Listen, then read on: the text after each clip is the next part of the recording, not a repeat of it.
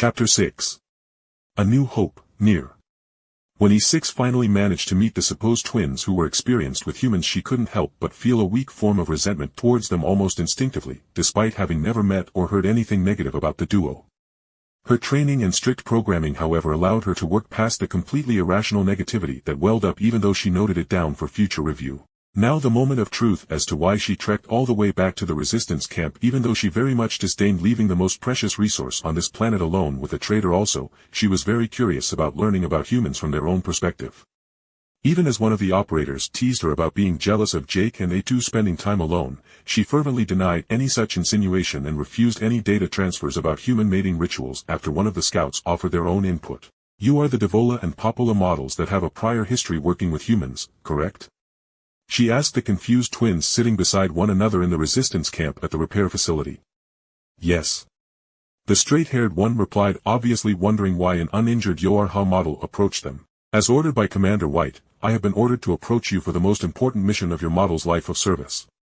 E6 tried to impress the importance of the matter, but neither seemed all that enthused at basically being conscripted, and E6 knew that their resisting would only cause problems with how appreciated they were within the camp despite the general annoyance fellow androids somehow had for them. The bushier-haired model spoke next as she waved a hand.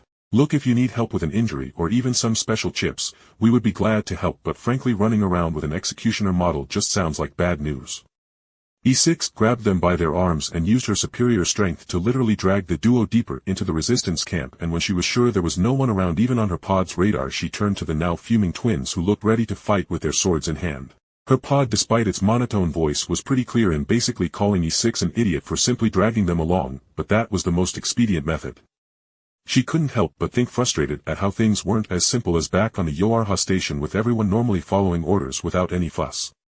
But now, without any other androids to listen in, she could break the news and hopefully recruit them to her cause. If they still deny it after hearing a human needs their care, then it just proves their line needs to be permanently shut down. Yorha has just recently found a human who came out of what we assume to be a magic stasis or some time skipping incident and isn't infected with the white chlorination syndrome. Before the clearly frantic androids could question her, she continued, and her words clearly made them almost overheat if the way they started twitching was any indication. "The reason we approached you two other than general care for said human was that as he left his home he was shot and wounded by a robot lifeform and is currently held up in a nearby bunker wounded." Truthfully, at this point, she could have clarified a stubbed toe as a mortal wound to any androids and they would have treated it as such with how much they idolized, not worshipped humans. "Let's get moving now," Popola cried as her more caring nature came through, and Devola was already mentally going over their shared knowledge of human medical treatment and was building a mental operating room on how to operate on the human if he had shrapnel or other contaminants in the wounds. E6 couldn't help but have a light smile at seeing how enthused the duo seemed at serving/helping their wonderful creators. "Yes, let's get moving immediately." She nodded, and they quickly made their way out of the encampment and started their way back to Jake's bunker. Within Yorha Orbital Station, Commander White was of two minds at the moment, and she had little idea of which course was best. Route A, she does as she is programmed and does all she can to protect and serve the humans found on Earth. Even moving the majority of Yorha personnel to the side of his location to better serve and protect wouldn't be out of the question. Or Route B, she keeps up the facade of humanity living on the moon and either just send enough support to protect the human named Jake from Goliaths and their level of machines on Earth, or tries to refurbish the moon base to be eligible for him to live within to keep up the lie until he dies of old age. The thought of ordering E6 to kill the young man never even crossed her mind, as she has fought and done so very much for the glory of mankind, that she could not even comprehend the idea of willfully harming a living human that was uncontaminated by white chlorination syndrome.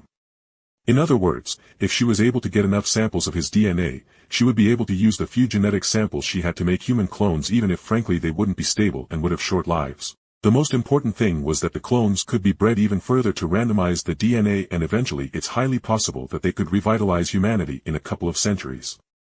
"Commander, the twins have agreed to follow E6 back to Jake's bunker." O6 called out. And that's another point to going down to Earth. No longer were the operators withholding a lie and thus wearing a veil over their faces. No, now they were watching loops of Jake sleeping and even used preliminary scans of his body to build body pillows of him to hug as they shut down for rest. She wanted one as well, but she was the head of Yorha and had her pride as well as standards. She must also keep being a role model to her fellow androids in these trying times, lest they try to kidnap Jake and bring him here. She wondered if Jake would use her as a hug pillow. She thought longingly at the long-held dreams of her fellow androids to be cherished and told they did such a good job, and they were the best thing humans ever made in their long history.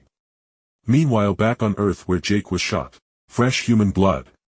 Emil screamed, using one of his robotic arms to swing the bloody bandage around his head in triumph.